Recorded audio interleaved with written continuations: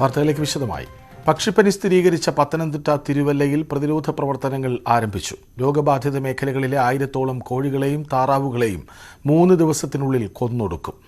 നെടുമ്പ്രം, പെരിങ്ങര പഞ്ചായത്തുകളിലെ രോഗപ്രഭവ കേന്ദ്രങ്ങൾക്ക് സമീപം 10 കിലോമീറ്റർ ചുറ്റളവ് സർവെയിലൻസ് സോണായി പ്രഖ്യാപിച്ചു. നെടുമ്പ്രം പഞ്ചായത്തിലെ 2ാം വാർഡിൽ കഴിഞ്ഞയാഴ്ച വളർത്തുകോഴികൾ രോഗം വന്ന് ചത്തതോടെയാണ് തിരുവല്ലയിൽ പക്ഷിപ്പനി രോഗം സംശയിച്ചത്. തിരുവല്ലയിലെയും ഭോപ്പാലിലെയും ലാബുകളിൽ നടത്തിയ പരിശോധനയ്ക്ക് ശേഷം ഇന്നലെ രോഗം സ്ഥിരീകരിച്ചു. ഇതോടെയാണ് പക്ഷിപ്പനി ആദ്യം സ്ഥിരീകരിച്ച നെടുമ്പ്രം, പെരിങ്ങര പഞ്ചായത്തുകളിലായി പ്രതിരോധ പ്രവർത്തനങ്ങൾ ആരംഭിച്ചത്. 2 ടീമുകൾ, ഒന്ന് മണക്ക ഹോസ്പിറ്റലിന് അവിടുന്ന്, അതുപോലെ തന്നെ കോച്ചാരിമുഖം ഭാഗത്തുനിന്ന്, അങ്ങനെ 2 ടീമുകൾ ഇതിനോടൊപ്പം സമാന്തരമായി ഈ പ്രവർത്തനങ്ങൾ നടത്തിക്കൊണ്ടിരിക്കുകയാണ്. രോഗപ്രഭവ കേന്ദ്രങ്ങളുടെ 1 കിലോമീറ്റർ ചുറ്റളവ് രോഗബാധിത പ്രദേശമായും 1 കിലോമീറ്റർ മുതൽ 10 കിലോമീറ്റർ വരെയുള്ള ചുറ്റളവ് സർവൈലൻസ് സോണായും പ്രഖ്യാപിച്ചു. ഈ പ്രദേശങ്ങളുടെ 1 കിലോമീറ്റർ ചുറ്റളവിൽ കോഴി ഉൽപ്പന്നങ്ങൾ വിൽക്കുന്ന കടകൾ 3 ദിവസത്തേക്ക് അടച്ചിടാനും ജില്ലാ ഭരണകൂടം നിർദ്ദേശം നൽകി. 2 ദിവസങ്ങളിലായി നടക്കുന്ന പ്രതിരോധ പ്രവർത്തനങ്ങളുടെ ഭാഗമായി മേഖലയിലെ 1000-ഓളം കോഴികളെയും താറാവുകളെയും കൊന്നൊടുക്കും. വളർത്തുമൃഗങ്ങളുടെ പ്രായമനുസരിച്ചാവും ഉടമകൾക്ക് നഷ്ടപരിഹാരം നൽകുകയെന്നും ഉദ്യോഗസ്ഥർ വ്യക്തമാക്കി. എന്നാൽ നിലവിൽ ആശങ്കപ്പെടേണ്ട സാഹചര്യമില്ലെന്നും ഊർജിതമായ പ്രതിരോധ പ്രവർത്തനങ്ങളാണ് നടക്കുന്നതെന്നും ജില്ലാ ഭരണകൂടം വ്യക്തമാക്കി. ന്യൂസ് 18 പത്തനംതിട്ട. വയനാട് മുത്തങ്ങയിൽ രേഖകളില്ലാതെ കൊണ്ടുവന്ന 519 ഗ്രാം സ്വർണം പിടിച്ചു. ബംഗളൂരുവിൽ നിന്നും കേരളത്തിലേക്ക് വന്ന KSRTC ബസ്സിലെ യാത്രക്കാരിൽ നിന്നാണ് സ്വർണം പിടികൂടിയത്. സംഭവത്തിൽ കോഴിക്കോട് കോട്ടൂളി സ്വദേശിയായ ആദിത്യനെ പോലീസ് കസ്റ്റഡിയിലെടുത്തു. മുത്തങ്ങ എക്സൈസ് ചെക്ക് പോസ്റ്റിൽ നടത്തിയ പരിശോധനയിലാണ് സ്വർണം കണ്ടെത്തിയത്. സ്വർണം തുടർ നടപടികൾക്കായി GST എൻഫോഴ്സ്മെന്റ് ഓഫീസർക്ക് കൈമാറി. കണ്ണൂർ ഇരട്ടി ആറളം ഫാമിൽ തൊഴിലാളികളും ജീവനക്കാരും സൂചനാ പണിമുടക്ക് നടത്തി. 4 മാസമായി ശമ്പളം ലഭിക്കാത്തതിനെ തുടർന്നാണ് സമരം. ജില്ലാ panchayat vice president advocate Binoy Kurian ഉദ്ഘാടനം ചെയ്തു. ഓഗസ്റ്റ് വരെയുള്ള വേതനമാണ് തൊഴിലാളികൾക്ക് ലഭിച്ചിട്ടുള്ളത്. തൊഴിലാളികളുടെ വേതനം സർക്കാർ ഏറ്റെടുക്കുക, വേതന കുടിശ്ശിക നൽകുക, വന്യമൃഗശല്യത്തിന് പരിഹാരം കാണുക എന്നീ ആവശ്യങ്ങൾ ഉന്നയിച്ചുകൊണ്ടാണ് സംയുക്ത തൊഴിലാളികളുടെ നേതൃത്വത്തിൽ ജീവനക്കാർ സമരം നടത്തിയത്. അനുകൂല തീരുമാനമുണ്ടായില്ലെങ്കിൽ അനിശ്ചിതകാല പണിമുടക്കുൾപ്പെടെ സമരം ശക്തമാക്കുമെന്ന് തൊഴിലാളി സംഘടനാ നേതാക്കൾ മുന്നറിയിപ്പ് നൽകി. പാലക്കാട് ധോണിയെ വിറപ്പിക്കുന്ന PT-7 പിടികൂടാനുള്ള ദൗത്യം ആരംഭിച്ചു. സാഹചര്യം അനുകൂലമായാൽ നാളെ തന്നെ മയക്കുവെടി വയ്ക്കാനാണ് തീരുമാനം. ദൗത്യസംഘത്തലവൻ ഡോക്ടർ അരുൺ സഖറിയയുടെ നേതൃത്വത്തിൽ ധോണിയിൽ അവലോകന യോഗം ചേർന്നു. PT-7 പിടിക്കാനുള്ള 3ാമത്തെ കുങ്കിയാനയും കൊണ്ട് വയനാട്ടിൽ നിന്നുള്ള ദൗത്യസംഘം ഇന്ന് പുലർച്ചെത്തി. ദൗത്യത്തിന് നേതൃത്വം നൽകുന്ന doctor Arun Zachariah, Olavakkode assistant conservator of forest B Ranjith എന്നിവർ സംഘാംഗങ്ങളുമായി ചേർന്ന് സ്ഥിതിഗതികൾ വിലയിരുത്തി. എല്ലാ ഒരുക്കങ്ങളും പൂർത്തിയായെന്ന് ACF രഞ്ജിത്ത് പറഞ്ഞു. അവലോകനത്തിന് ശേഷം നമ്മളത് എങ്ങനെയാണ് പ്ലാൻ ഓഫ് ആക്ഷൻ എന്താണെന്നുള്ള കാര്യത്തിൽ തീരുമാനമായിട്ടുണ്ട്. ഒരു ട്രയൽ നമുക്ക് ഫീൽഡ് നടത്താനുണ്ട്. ട്രയൽ എന്ന് പറയുന്നത് ഷൂട്ടിംഗ് അല്ല, നമുക്ക് ഉദ്ദേശിക്കുന്ന സ്ഥലത്തേക്ക് വെഹിക്കിൾ മൂവ്മെൻറ്റ് ഉണ്ടാകുമ്പോൾ അങ്ങനെയുള്ള കാര്യങ്ങളൊക്കെ ചെയ്യാനുണ്ട്. റാമ്പ് തയ്യാറാക്കാനുണ്ട്. അത്തരം കാര്യങ്ങളൊക്കെ ചെയ്യേണ്ടതുണ്ട്. എന്നിരുന്നാലും നാളെ തൊട്ട് മാത്രമേ നമുക്ക് ഇതിൻ്റെ ഫീൽഡിൽ ഓപ്പറേഷൻ സ്റ്റാർട്ട് ചെയ്യാൻ പറ്റുള്ളൂ. നാളെ തന്നെ പൂർത്തീകരിക്കാൻ പറ്റുമെന്ന് ഞാൻ ഉറപ്പ് പറയുന്നില്ല, എങ്കിലും നമ്മൾ ശ്രമിക്കുന്നുണ്ട്. ആനയെ തളയ്ക്കാനുള്ള കൂടിന്റെ പരിശോധനയും PT-7 കൊണ്ടുവരാനുള്ള ട്രാക്ക് പരിശോധനയും അധികൃതർ നടത്തും. വയനാട്ടിൽ നിന്ന് 26 പേരും പാലക്കാട് നിന്ന് 50 പേരുമാണ് ദൗത്യത്തിനായി കൈകോർക്കുക. നാളെ രാവിലെ തന്നെ PT-7 പിടികൂടാനുള്ള ദൗത്യം ആരംഭിക്കും. സാഹചര്യം അനുകൂലമായാൽ നാളെ തന്നെ പിടികൂടി ധോണിയിലെ കൂട്ടിലടയ്ക്കും. ക്യാമറാമാൻ പ്രജിത് കോങ്ങാടിനോടൊപ്പം പ്രസാദ് ഉടുമ്പിശ്ശേരി, ന്യൂസ് 18. മയക്കുവെടി വെച്ച് പിടികൂടുന്ന PT-7 ധോണി ഫോറസ്റ്റ് സ്റ്റേഷനിൽ പ്രത്യേകമായി തയ്യാറാക്കിയ കൂട്ടിലാണ് തളയ്ക്കുക. 15 അടി നീളവും വീതിയുമുള്ള കൂടിന്റെ പ്രത്യേകതകളെക്കുറിച്ച് പ്രസാദ് ഉടുമ്പിശ്ശേരി തയ്യാറാക്കിയ റിപ്പോർട്ടിലേക്ക്. ഈ കൂടിനെ കുറിച്ച് ഒന്ന് പറയാമോ? എങ്ങനെയാണ് ഈ കൂടിന്റെ ഇതിന്റെ വിസ്തൃതി എത്രയാണ്? എന്താണ് ഇതിന്റെ പ്രത്യേകത? എന്താണ്? 15 അടി കൂടാണ്. കാരണം ആനയുടെ സൈസ് നോക്കിയിട്ടാണ്, അല്ലെങ്കിൽ അവൻ്റെ വലിപ്പം നോക്കിയിട്ടാണ് ഇത് തയ്യാറാക്കിയിരിക്കുന്നത്. അതിന് എക്സ്പെർട്ട് ടീം, വയനാട്ടിലുള്ള ടീമാണ്, അവരാണിത് ചെയ്തിട്ടുള്ളത്. മുഴുവൻ യൂക്കാലി ഉപയോഗിച്ചുകൊണ്ടുള്ള ഇതാണ്. കാരണം ആനയ്ക്ക് ഇഞ്ചുറി പറ്റാത്ത രീതിയിലുള്ള ഒരു കൺസ്ട്രക്ഷനാണ്. 6 അടിയോളം താഴ്ചയുണ്ട്, 18 അടി മുകളിലേക്കുണ്ട്. മൊത്തം 24 അടിയുടെ കടകളാണ് യൂസ് ചെയ്തിരിക്കുന്നത്. അഥവാ ആന വന്ന് ഇടിച്ചാലും ഒരു കുഷനിങ് എഫക്റ്റ് കിട്ടുന്ന രീതിയിലുള്ള കൺസ്ട്രക്ഷൻ. 15 അടി നീളവും വീതിയുമുള്ള കൂട് യൂക്കാലിപ്റ്റിന്റെ മരങ്ങളാണ് ഇതിലേക്ക് ഉപയോഗിക്കുക. അതിന് അദ്ദേഹം പറഞ്ഞതിന്റെ പ്രധാന കാരണം സാധാരണ വന്യമൃഗമായതുകൊണ്ട് തന്നെ ഇതിലകത്ത് ഇടുമ്പോൾ തളച്ചിടുന്ന സമയത്ത് അത് പുറത്തേക്ക് ചാടാനുള്ള ശ്രമങ്ങൾ നടത്തും. ഈ മരത്തിൽ ഇടിച്ച് അതിനെ പൊളിച്ചുകൊണ്ട് തകർത്ത് പുറത്തു വരാനുള്ള ശ്രമങ്ങളായിരിക്കും പരമാവധി നടത്തുക. അങ്ങനെ വരുമ്പോൾ അതിന് പരിക്ക് പറ്റരുത് എന്നുള്ളത് കൊണ്ടുകൂടിയാണ് ഈ ഒരു മരം ഉപയോഗിക്കാനുള്ള കാരണം എന്നതാണ് അദ്ദേഹം വ്യക്തമാക്കുന്നത്. എന്തായാലും കൂടിന്റെ നിർമ്മാണമെല്ലാം പൂർത്തിയായി കഴിഞ്ഞിരിക്കുന്നു. ഇനി ആനയെ മയക്കുവെടി വെക്കുക എന്നുള്ളതാണ് ഏറ്റവും പ്രധാനപ്പെട്ടത്. നാളെ തന്നെ അത് സംബന്ധിച്ചുള്ള നടപടികളിൽ ഉണ്ടാകും. അനുകൂല സാഹചര്യമാണെങ്കിൽ നാളെ തന്നെ മയക്കുവെടി വെച്ച് ആനയെ പിടിക്കാനുള്ള നടപടികൾ ഉണ്ടാകും. ഡോക്ടർ അരുൺ സക്കറിയ തന്നെ ഈ ദൗത്യത്തിന് നേതൃത്വം നൽകും എന്നതാണ് പറയുന്നത്. ഇപ്പോൾ ഇവിടെ ഉദ്യോഗസ്ഥരുടെ സംഘമെല്ലാം തന്നെ അവലോകന യോഗം ചേർന്നിരുന്നു. അതിൽ 26 അംഗ സംഘം വയനാട്ടിൽ നിന്ന് വരികയും പിന്നീട് ഇവിടെ നിന്ന് ഇവരെ സഹായിക്കുന്നതിന് വേണ്ടി 50 പേരടങ്ങുന്ന സംഘമാണ് ഇതിൽ സഹായിക്കുന്നതിന് വേണ്ടി പാലക്കാട് നിന്ന് ഈ ദൗത്യ സംഘത്തോടൊപ്പം ചേരുക. അവരെല്ലാം തന്നെ വിവിധ സംഘങ്ങളായി തിരിഞ്ഞുകൊണ്ട് 5 സംഘങ്ങളായി തിരിഞ്ഞുകൊണ്ട് ഈ ആനയെ പിടിക്കാനുള്ള നടപടികൾ ഉണ്ടാകും. നാളെ രാവിലെ ഒരുപക്ഷെ അത്തരം ഒരു വലിയൊരു ആശ്വാസ വാർത്ത ധോണിക്കാർക്ക് കേൾക്കാൻ കഴിയട്ടെ എന്നുള്ളതാണ്. അതിന്റെ നടപടികളിലേക്ക് വനം വകുപ്പ് കടക്കുകയാണ്. അരിക്കൊമ്പൻ എന്ന കാട്ടാനയെ പേടിച്ച് കഴിയുകയാണ് ഇടുക്കിക്കാർ. ശാന്തൻപാറ പന്നിയാറിലെ റേഷൻ കടയ്ക്ക് നേരെ ആനയുടെ ആക്രമണമുണ്ടായി. ദിവസങ്ങൾക്ക് മുൻപും ഇതേ റേഷൻ കടയുടെ ഭിത്തി തകർത്ത് ആന അരി നശിപ്പിച്ചിരുന്നു.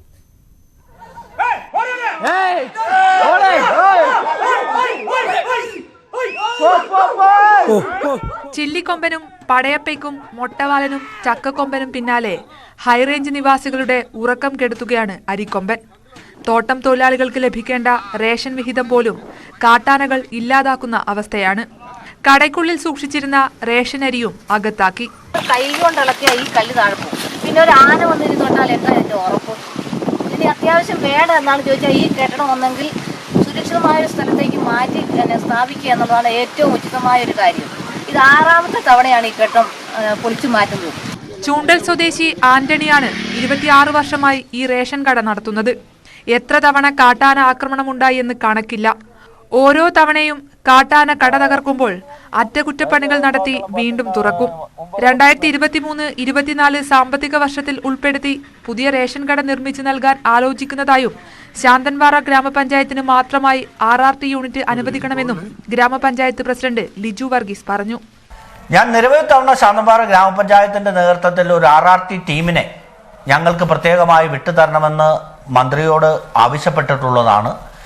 അടിയന്തരമായി ഈ ആനശല്യത്തിന് പരിഹാരമുണ്ടാക്കിയില്ലെങ്കിൽ പഞ്ചായത്തിന്റെ നേതൃത്വത്തിൽ തന്നെ വലിയ പ്രക്ഷോഭവുമായിട്ട് ഞങ്ങൾ മുമ്പോട്ട് പോകേണ്ടി വരും. അതുകൊണ്ട് ബന്ധപ്പെട്ട അധികാരികൾ അടിയന്തരമായിട്ട് ഇതിൽ ഇടപെടണമെന്നാണ് ഇതുമായിട്ട് ബന്ധപ്പെട്ടുകൊണ്ട് പറയാനുള്ളത്. 2 ആഴ്ച മുൻപ് ഇതേ കൊമ്പൻ തോണ്ടിമലയിൽ 2 വീടുകൾ തകർത്തിരുന്നു. മതികെട്ടാൻ ചോലയിലെ അപകടകാരികളായ ചില്ലിക്കൊമ്പനും ചക്കക്കൊമ്പനുമൊക്കെ മാസങ്ങളായി ജനവാസ മേഖലയിൽ ഇറങ്ങുന്നുണ്ട്. കുട്ടിയാനകൾ ഉൾപ്പെടുന്ന കാട്ടാനക്കൂട്ടങ്ങളും തോട്ടം മേഖലയിലേക്ക് ഇറങ്ങുന്നതും പതിവാണ്. ന്യൂസ് 18 നെടുങ്കണ്ടം. മൂന്നാറിലെ ജനവാസ കേന്ദ്രങ്ങളിൽ ഇറങ്ങിയുള്ള പടയപ്പയുടെ സ്വൈര്യവിഹാരം തുടരുകയാണ്. പെരിയവര എസ്റ്റേറ്റ് ലോവർ ഡിവിഷൻ സ്വദേശി പ്രദീപിന്റെ ഓട്ടോറിക്ഷ ആന തകർത്തു.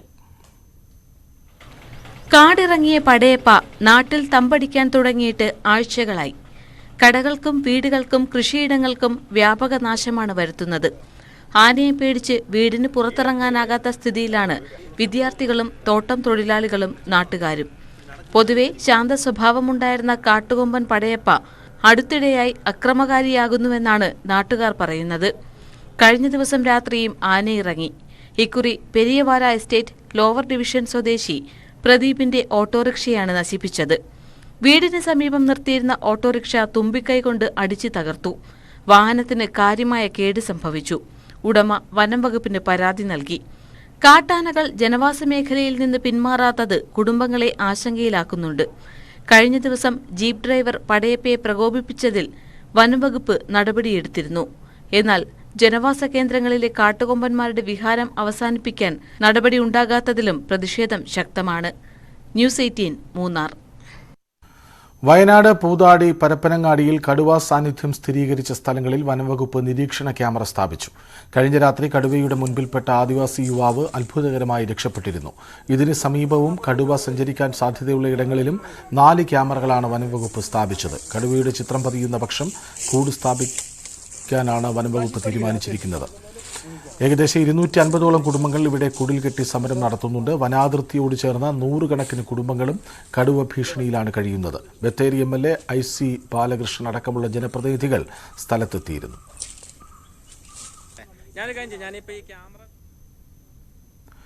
ഇടുക്കിയിൽ കാട്ടുപന്നി ശല്യം രൂക്ഷം. കാട്ടുപന്നികൾ കൂട്ടമായി എത്തി കൃഷി നശിപ്പിക്കുന്നത് മൂലം ഹൈറേഞ്ചിലെ കർഷകർ കടുത്ത ആശങ്കയിലാണ്. കഴിഞ്ഞ ദിവസം അടിമാലി കുരങ്ങാട്ടിയിൽ വിളവെടുക്കാനായ നെൽകൃഷി കാട്ടുപന്നികൾ വ്യാപകമായി നശിപ്പിച്ചു.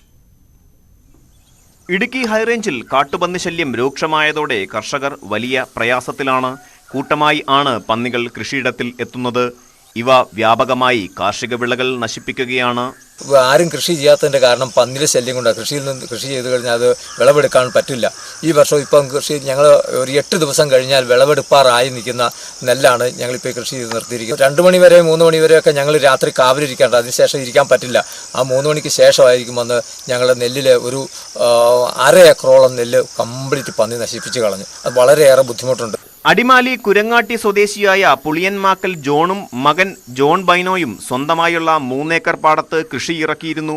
വിളവെടുക്കാൻ ദിവസങ്ങൾ മാത്രം ബാക്കി നിൽക്കെയാണ് കഴിഞ്ഞ ദിവസം രാത്രി കൂട്ടമായി എത്തിയ കാട്ടുപന്നികൾ കൃഷി നശിപ്പിച്ചത്. 1/2 ഏക്കറിലധികം സ്ഥലത്ത് കൃഷിനാശമുണ്ടായി. ഗവൺമെൻറ് അല്ലെങ്കിൽ ഫോറസ്റ്റ് ഡിപ്പാർട്ട്മെൻറ്റ് ഞങ്ങൾക്ക് ഏത് വിധേനയും ഇതിനൊരു സംരക്ഷണം തരണം. ഈ നെല്ല് ഞങ്ങൾക്ക് കൊയ്തെടുക്കാനുള്ള സംരക്ഷണം. അപ്പോൾ ഏത് വിധേനയും പന്നിയെ പിടിക്കാൻ വേണ്ടിയിട്ട് കർഷകൻ അനുവാദം കൊടുക്കുക. ഇത്രയും ചെയ്തു കഴിഞ്ഞാൽ മനുഷ്യർ എങ്ങനെയെങ്കിലുമൊക്കെ പന്നിയിൽ നിന്ന് നെല്ലിനെ രക്ഷിച്ചോളും. അതില്ലായെങ്കിൽ ഞങ്ങൾ ബുദ്ധിമുട്ടാണ്. ഞങ്ങളൊക്കെ ആത്മഹത്യയുടെ പത്തിലേക്കാണ്. ഈ കൃഷി ചെയ്തുകൊണ്ടാണ് ഞങ്ങൾ ജീവിക്കുന്നത്. അത് ഗവൺമെൻറ് അതിന് നടപടി എടുത്തു തരണം. ജീവിക്കാൻ നിർവാഹമില്ല. ഗവൺമെൻറ് ഇതിന് സംവിധാനം ഉണ്ടാക്കി തന്നേ പറ്റൂ. കുരങ്ങാട്ടിയിലെ ജോൺ ഉൾപ്പെടെയുള്ള കർഷകർ മുടങ്ങാതെ നെൽകൃഷി ചെയ്യുന്നവരാണ്. എന്നാൽ കൃഷി ഇറക്കാൻ കർഷകനും വിളവെടുക്കാൻ വന്യമൃഗങ്ങളും എന്ന സ്ഥിതിയിലാണ് ഇപ്പോൾ. കൃഷിയല്ലാതെ മറ്റു മാർഗമില്ലെന്നും കാട്ടുമൃഗങ്ങളിൽ നിന്ന് കൃഷിക്ക് സംരക്ഷണമൊരുക്കാൻ സർക്കാർ തയ്യാറാവണമെന്നുമാണ് കർഷകർ ആവശ്യപ്പെടുന്നത്. ന്യൂസ് 18 ഇടുക്കി. വിളവെടുപ്പ് സീസണിൽ ഉൽപാദനം ഗണ്യമായി കുറഞ്ഞത് ഇടുക്കിയിലെ കുരുമുളക് കർഷകരെ ആശങ്കയിലാക്കുന്നു. കാലാവസ്ഥാ വ്യതിയാനവും രോഗങ്ങളും തുടർച്ചയായതോടെ മുൻ വർഷങ്ങളെ അപേക്ഷിച്ച് ഇത്തവണ വിളവ് 3-1 കുറഞ്ഞു. സീസണിൽ വില ഉയർന്നാലും ഇതിന്റെ പ്രയോജനം ലഭിക്കില്ലെന്ന് കർഷകർ പറയുന്നു. ഇടുക്കിയുടെ മലയോര മേഖലയിൽ ജനുവരി ആദ്യവാരം മുതൽ കുരുമുളക് വിളവെടുപ്പ് തുടങ്ങി. 1 കിലോ ഉണക്ക കുരുമുളകിന് 480 മുതൽ 520 രൂപ വരെ വില ലഭിക്കുന്നുണ്ട്. എന്നാൽ വിളവെടുപ്പ് പൂർത്തിയാകുന്നതോടെ വിലയിൽ കുറവ് വരാനും സാധ്യതയുണ്ട്. ഏലം വില കൂപ്പുകുത്തിയതോടെ ഇടവിളയായി കുരുമുളക് കൃഷിയെയാണ് കർഷകർ ആശ്രയിച്ചിരുന്നത്. എന്നാൽ വിളവിൽ കുറവ് വന്നതോടെ കൃഷിയിൽ നഷ്ടം നേരിടുമെന്ന ആശങ്കയിലാണ് കർഷകർ. നമ്മുടെ ഇപ്പോൾ ഈ കുരുമുളക് പറിക്കുന്ന ഈ സമയമായിട്ടും കുരുമുളകിൻ്റെ വില ഉയരാത്തത് നമുക്ക് കർഷകർക്കൊക്കെ കനത്ത തിരിച്ചടിയായിക്കൊണ്ടിരിക്കുകയാണ്. കാരണം സാധാരണ ഈ സീസൺ സമയത്തൊക്കെ വില വർദ്ധിക്കുന്ന സാഹചര്യം ഉണ്ടായിരുന്നു. അതായത് കഴിഞ്ഞ വർഷത്തെ അതേ വില തന്നെയാണ്, അതിനേക്കാളും കുറവായിട്ടാണ് ഇപ്പോൾ കുരുമുളക് വില ഉള്ളത്. കഴിഞ്ഞ വർഷം ഈ സമയത്തൊക്കെ ഒരു 520 രൂപയ്ക്കൊക്കെ വിലയുണ്ടായിരുന്ന സമയത്ത് ഈ വർഷം അത് 480 രൂപ 490 രൂപയ്ക്ക് വരെയുള്ളൂ. അതുതന്നെയല്ല, കുരുമുളകിൻ്റെ ഉൽപ്പാദനം ഗണ്യമായിട്ട് കുറഞ്ഞിരിക്കുകയാണ്. 2 വർഷത്തോളമായി 350-ൽ താഴെയായിരുന്ന കുരുമുളക് വില അടുത്ത കാലത്താണ് ഉയർന്ന് 500 രൂപയോളം എത്തിയത്. എന്നാൽ വിളവിലും തൂക്കത്തിലും കുറവുണ്ടായതാണ് കർഷകർക്ക് അപ്രതീക്ഷിത തിരിച്ചടിയാകുന്നത്. 10 വർഷം മുമ്പ് 1 കിലോ കുരുമുളകിന് 730 രൂപയായിരുന്നു വില. ഇതിനുശേഷം വില കുത്തനെ കുറഞ്ഞു. ഇതോടെ കർഷകർ കുരുമുളക് ഉപേക്ഷിച്ച് ഏലം കൃഷിയിലേക്ക് തിരിഞ്ഞിരുന്നു. ഏലം കൃഷിയും ചതിച്ചതോടെ പിടിച്ചു നിൽക്കാൻ മാർഗമില്ലാത്ത അവസ്ഥയിലാണ് കർഷകർ. ന്യൂസ് 18 ഇടുക്കി. പത്തനംതിട്ട നഗരത്തിൽ തീപിടുത്തം. 5 കടകൾ കത്തി നശിച്ചു. വിവരങ്ങളുമായി ശശിനാരായണൻ ഒപ്പം ചേരുന്നു. ശശി, എന്താണ് സംഭവിച്ചത്? കൃഷ്ണരാജ്, അല്പസമയം മുമ്പാണ് പത്തനംതിട്ട നഗരത്തിൽ പ്രവർത്തിക്കുന്ന ചിപ്സ് സെന്ററിലാണ് തീപിടുത്തം ഉണ്ടായത്. ഇവിടുന്ന് ഉള്ള തീയാണ് മറ്റ് കടകളിലേക്ക് ഇത് പടർന്നിട്ടുള്ളത്. ഇപ്പോൾ ഫയർഫോഴ്സ് സ്ഥലത്തെത്തി തീ അണയ്ക്കാനുള്ള ശ്രമം നടന്നുകൊണ്ടിരിക്കുകയാണ്. എന്തായാലും സെൻട്രൽ ജംഗ്ഷനാണ്, പത്തനംതിട്ട നഗരം മധ്യത്തിൽ തന്നെയാണ് ഈ തീപിടുത്തം ഉണ്ടായിരിക്കുന്നത്. അടുത്തടുത്ത് കടകൾ ഉണ്ട്, അതാണ് തീ അണയ്ക്കാനൊരു താമസമുള്ളത്. എന്തായാലും ഈ മറ്റ് കടകളിലേക്ക് തീ വ്യാപിക്കുന്നത് തടയാനുള്ള ശ്രമമാണ് ഫയർഫോഴ്സ് നടപ്പിലാക്കുന്നത്. ഈ ചിപ്സ് സെന്ററിൽ നിന്നും ആണ് തീപിടുത്തം ആദ്യം ഉണ്ടായത്. കാരണം റോഡ് സൈഡിൽ തന്നെയാണ് ചിപ്സ് സെന്റർ ഉണ്ടാക്കുന്ന ഒക്കെ ഉള്ളത്. അവിടെ നിന്ന് തീ പടർന്നാകാനാണ് സാധ്യത എന്നാണ് പറയുന്നത്. എന്തായാലും സുരക്ഷാ ക്രമീകരണങ്ങളൊന്നും ഇല്ലാതെ പ്രവർത്തിക്കുന്ന കടകളാണ് ഈ പ്രദേശത്ത് സാധാരണഗതിയിൽ ഈ ചിപ്സ് സെന്ററുകളൊക്കെ പ്രവർത്തിക്കുന്നത്. അതിന്റെ ഒരു ഭാഗമായിട്ടാണ് തീപിടുത്തം ഉണ്ടായതെന്നാണ് ഫയർഫോഴ്സ് ഇപ്പോൾ പ്രാഥമികമായി നൽകുന്ന വിവരം. എന്തായാലും തീ അണയ്ക്കാനുള്ള ശ്രമം തുടരുകയാണ്. തൊട്ടടുത്തടുത്ത് ചെറിയ കടകളും വലിയ കടകളും ഒക്കെ ഉണ്ട്. അതിന്റെ നഗര മധ്യത്തിൽ തന്നെയാണ് ഉള്ളത്. അതിനുള്ള തീ അണയ്ക്കുന്ന ഉള്ള ശ്രമമാണ്. എന്തായാലും മറ്റു കടകളിലേക്ക് തീ പടരാനുള്ള ശ്രമം കൂടി ഇപ്പോൾ ഫയർഫോഴ്സ് നടത്തുന്നുണ്ട്. കൃഷ്ണരാജ്. ശശിനാരായണൻ, ഇത് വെറുതെ പറഞ്ഞു പോകാവുന്ന ഒരു തീപിടുത്തമല്ല. അതായത് വലിയ തീപിടുത്തമാണ്. കൂടുതൽ ഫയർഫോഴ്സ് യൂണിറ്റുകൾ അവിടേക്ക് എത്തേണ്ടി വരും. ഫയർഫോഴ്സ് ഉദ്യോഗസ്ഥർ എന്തു പറയുന്നു? പക്ഷേ അത് തന്നെയാണ്. കാരണം ചെറിയൊരു കടയ്ക്കാണ് ആദ്യഘട്ടത്തിൽ തീ പിടിച്ചത്. പക്ഷേ സമീപത്തെല്ലാം അടുത്തടുത്ത് ഉള്ള കടകളാണ്. അതുകൊണ്ട് തന്നെ തൊട്ടടുത്ത കടകളിലേക്ക് അങ്ങനെ തീ പിടിക്കാനുള്ള സാധ്യതയും കൂടുതലാണ്. അതുകൊണ്ട് തൊട്ടടുത്ത കടകളിലൊക്കെ ഇപ്പോൾ തീ പിടിച്ചിട്ടുണ്ട്. ആ കടകളിലെ തീയാണ് ഇപ്പോൾ അണയ്ക്കാൻ ശ്രമം നടത്തിക്കൊണ്ടിരിക്കുന്നത്. ഏതായാലും ഈ ആദ്യഘട്ടത്തിൽ ഈ ചെറിയ കടയ്ക്ക് തീ പിടിച്ചെങ്കിലും സമീപത്തിരിക്കുന്ന വലിയ കടകളിലൊക്കെ തീ പിടിച്ച് എന്നൊരു സാഹചര്യം കൂടിയുണ്ട്. എന്തായാലും തീ അണയ്ക്കാനുള്ള തീവ്ര ശ്രമം ഫയർഫോഴ്സിന്റെ നേതൃത്വത്തിൽ നടക്കേണ്ട പത്തനംതിട്ടയിൽ നിന്നും അതുപോലെ തന്നെ തിരുവല്ലയിൽ നിന്നും കോന്നിയിൽ നിന്നും ഉള്ള ഫയർഫോഴ്സ് സംഘം ഇപ്പോൾ സ്ഥലത്തെത്തിയിട്ടുണ്ട്. തീ അണയ്ക്കുന്നതിനുള്ള ശ്രമമാണ് നടത്തുന്നത്. എന്തായാലും ലക്ഷങ്ങളുടെ നഷ്ടം ഉണ്ടായിട്ടുണ്ടെന്നുള്ളൊരു കണക്കുകൂടി നമുക്ക് ഇപ്പോൾ ലഭിക്കുന്നുണ്ട്.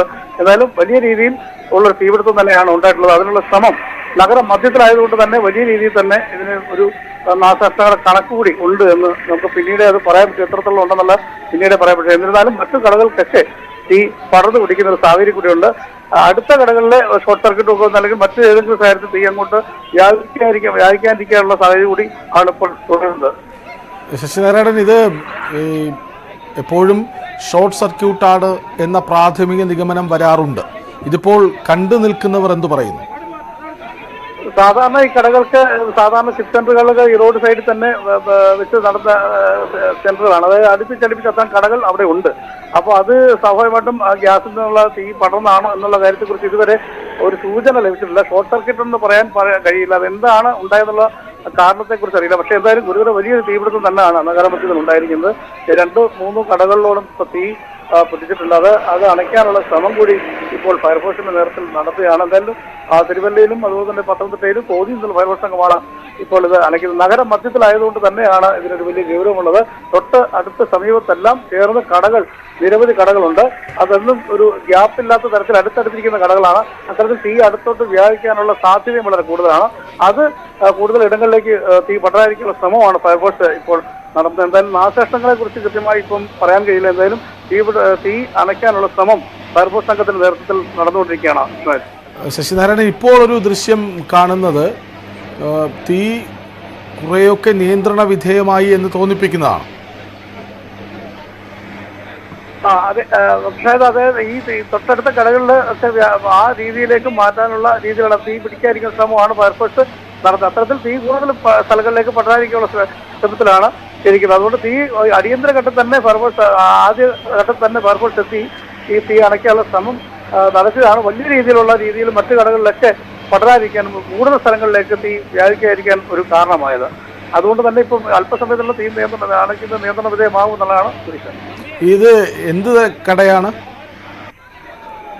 കൃഷ്ണ, ഇത് ചിപ്സ് ഉണ്ടാക്കുന്ന കടയാണ്. ഞാൻ നേരത്തെ സൂചിപ്പിച്ച പോലെ ചിപ്സ് റോഡ് സൈഡിൽ ഈ ചെറിയ കടകൾ അടുപ്പിച്ചടുപ്പിച്ച കടകളുണ്ട്. ബേക്കറികളെ സ്വാഭാവികമായിട്ട് ഈ ചിപ്സ് ഒക്കെ നിർമ്മിക്കുന്ന കടയാണെങ്കിൽ ഈ ഗ്യാസ് സിലിണ്ടർ ഒക്കെ ഉണ്ടാകാനുള്ള സാധ്യതയുണ്ട്.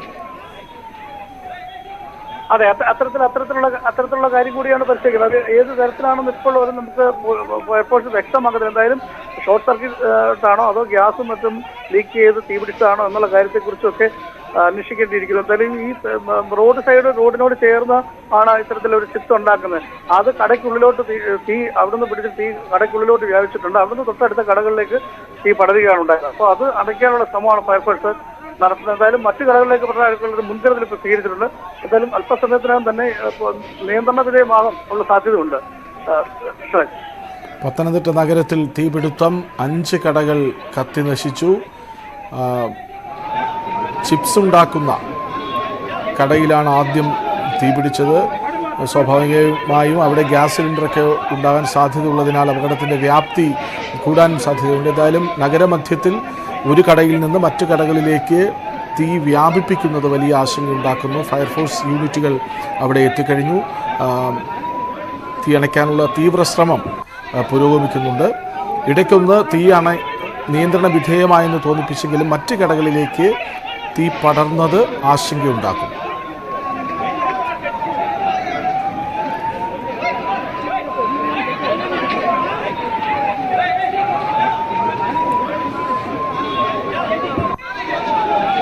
ഗ്യാസ് സിലിണ്ടർ ഈ ചിപ്സ് ഉണ്ടാക്കുന്ന കടയിൽ നിന്ന് പൊട്ടിത്തെറിച്ച് ദൂരേക്ക് വീഴുന്ന ഇത് കണ്ടെന്ന് ദൃക്സാക്ഷികൾ പറയുന്നുണ്ടായിരുന്നു. ഏതായാലും അപകടത്തിൻ്റെ ആഴം വ്യക്തമല്ല, പക്ഷേ തീ നിയന്ത്രണ വിധേയമാകുമെന്ന പ്രതീക്ഷയാണ് ഫയർഫോഴ്സ് ഉദ്യോഗസ്ഥർ പങ്കുവയ്ക്കുന്നത്.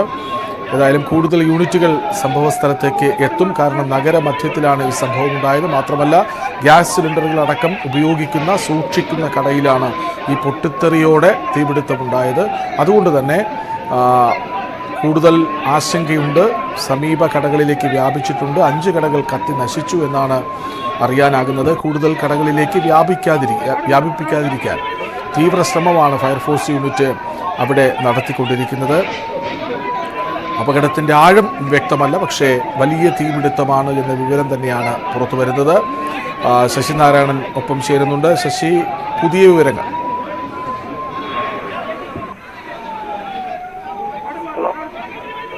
ശശിനാരായണൻ, കേൾക്കാമോ? ഹലോ, കേൾക്കാം, പറഞ്ഞോളൂ. പുതുതായി കിട്ടുന്ന വിവരങ്ങൾ എന്താണ്? പക്ഷേ തീ നിയന്ത്രണ വിധേയമാകാനുള്ള ശ്രമമാണ് നടത്തിക്കുന്നത്. പക്ഷേ എന്നിരുന്നാലും തൊട്ടടുത്ത കടകളിലേക്ക് തീ പടരുന്നത് ആശങ്ക ഇപ്പോഴും നിലനിൽക്കുന്നുണ്ട്. വലിയ ഈ വേനൽക്കാലം ആയതുകൊണ്ട് തന്നെ തൊട്ടടുത്ത കടകളിലേക്ക് തീ പടരാനുള്ള സാധ്യതയുണ്ട്. പക്ഷേ അത്തരത്തിലൊരു നിയന്ത്രണ വിധേയമാക്കാനുള്ള ശ്രമം ഫയർഫോഴ്സ് നടത്തുന്നുണ്ട്. എന്തായാലും തീ നിയന്ത്രണ വിധേയമാക്കാനുള്ള ശ്രമമാണ് ഇപ്പോൾ നടക്കുന്നതെന്നാണ് നമുക്കറിയുന്നത്. എന്തായാലും മറ്റു കടകളിലേക്ക് മറ്റു കടകളിൽ തീ പിടിക്കാതിരിക്കാനുള്ള എല്ലാ നടപടികളും ഇപ്പോൾ സ്വീകരിച്ചിട്ടുണ്ട്. എന്തായാലും ഈ 4 കടകളിൽ വലിയ നാശനഷ്ടം ഉണ്ടെന്നുള്ളതാണ് നമുക്ക് ഇപ്പോൾ അറിയാൻ കഴിയുന്നത്. 4 കടകളിൽ വലിയ നാശനഷ്ടമുണ്ടായി. 5ാമത്തെ കടയിലേക്ക് വ്യാപിച്ചു. നേരത്തെ പറഞ്ഞതുപോലെ ഈ ചിപ്സ് ഉണ്ടാക്കുന്ന കടയിലെ ഗ്യാസ് സിലിണ്ടർ പൊട്ടിത്തെറിച്ച് അടുത്ത കടയിലേക്ക് പോകുന്നത് കണ്ടുവെന്ന് ദൃക്സാക്ഷികൾ പറഞ്ഞു. അതുകൊണ്ട് തന്നെ ആശങ്കയുണ്ട് ഇപ്പോഴും. ഏതായാലും തീ നിയന്ത്രണ വിധേയമാക്കാനുള്ള തീവ്ര ശ്രമത്തിലാണ് ഫയർഫോഴ്സ് ഉദ്യോഗസ്ഥർ ഉള്ളത്. പത്തനംതിട്ട നഗരമധ്യത്തിലാണ് ഈ സംഭവമെന്നത് ആശങ്കയുടെ ആഴം വർദ്ധിപ്പിക്കുന്നു. 5 കടകളിലേക്ക് തീ ആദ്യം പടർന്നു. 5 കടകൾ കത്തിനശിച്ചു. ചിപ്സ് ഉണ്ടാക്കുന്ന കടയിൽ നിന്നാണ് തീപിടുത്തം മറ്റു കടകളിലേക്ക് വ്യാപിച്ചത്.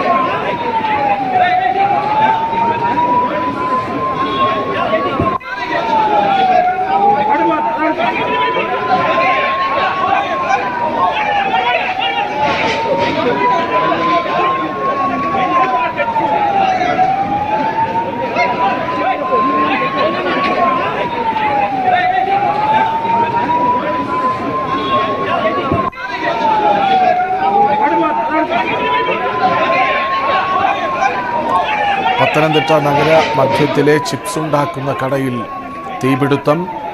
4 കടകൾ കത്തിനശിച്ചു. 5ാമത്തെ കടയിലേക്ക് പിന്നീട് അങ്ങോട്ടുള്ള കടകളിലേക്ക് തീ പടരുന്നത് വലിയ ആശങ്കയുണ്ടാക്കുന്നു. ഇടയ്ക്ക് ഒന്ന് തീ നിയന്ത്രണ വിധേയമായെന്ന് തോന്നിപ്പിച്ചെങ്കിലും പക്ഷേ ആശങ്കയുണ്ടാക്കുന്നതാണെന്ന് തന്നെ വ്യക്തമാണ്. കാരണം ദൃക്സാക്ഷികളുടെ വാക്കുകൾ എടുത്തു പറയണം. ഈ ചിപ്സ് ഉണ്ടാക്കുന്ന കടയിൽ നിന്ന് ഗ്യാസ് സിലിണ്ടർ പൊട്ടിത്തെറിച്ച് മറ്റൊരു കടയിലേക്ക് പോയി വീഴുന്നത് കണ്ടു എന്നാണ് പറയുന്നത്. അങ്ങനെയെങ്കിൽ ആശങ്കയുടെ ആഴം വർദ്ധിക്കുന്നു. എത്രമാത്രം നാശനഷ്ടം എന്നറിയാനിരിക്കുന്നു. നിഗമനം ഇനിയും പറയാറായിട്ടില്ല. എന്തുകൊണ്ട് തീ പിടുത്തമുണ്ടായി എന്ന് പറയാറായിട്ടില്ല. ഏതായാലും നഗരമധ്യത്തിലാണ് സംഭവം.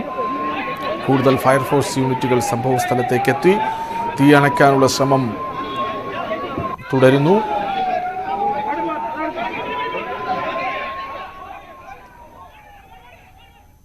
വാർത്തകൾ അവസാനിക്കുന്നില്ല. ഇടവേളകളില്ലാതെ ന്യൂസ് 18 യൂട്യൂബ് ചാനൽ കാണാം.